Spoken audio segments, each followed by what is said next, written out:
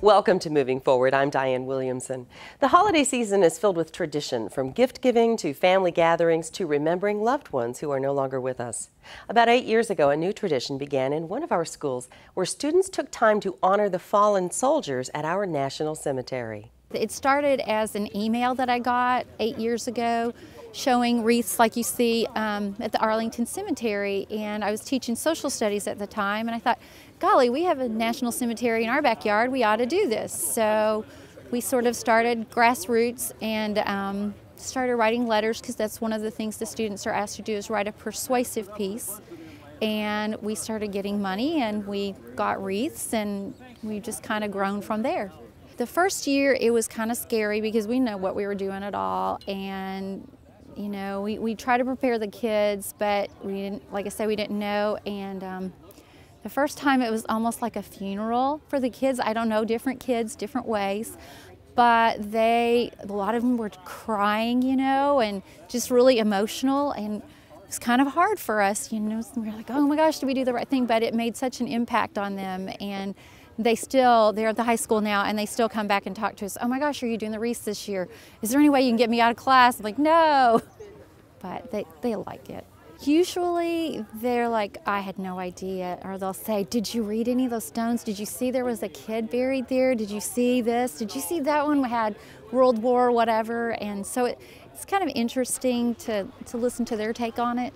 We talked a lot this morning. We looked at websites and stuff.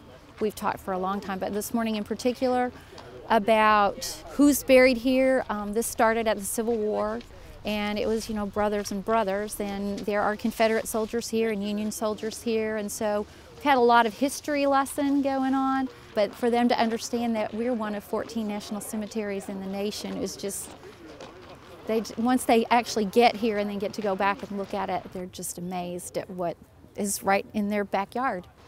My dad is a retired National Guard. All of my uncles, 2 of which are Navy veterans, and the rest are all National Guards. My Uncle Carl is a general for the state of Indiana before he passed with cancer. So probably about 20 years ago, there was a monster funeral here with the flyover, and yeah, that would have been my uncle. Teresa said they're always looking for help from nurseries or garden centers, so if you have a connection and could help next year, please contact her at Hazelwood. Many of you have been asking when we're going to make up those 2 snow days we've had so far. Makeup days are scheduled for January 20th, which is Martin Luther King Jr. Day, and April 4th, which is the last Friday of spring break. If we have more snow days, they'll be made up April 3rd, April 2nd, April 1st, etc. We hope you have a wonderful winter break, and we'll see you back in class on Monday, January 6th, 2014. In the meantime, you know we are always looking for good stories to tell, so if you have one, please share it with us. And you can stay up to date by checking out our website, liking us on Facebook, and following us on Twitter. I'm Diane Williamson, and we'll see you next week on Moving Forward.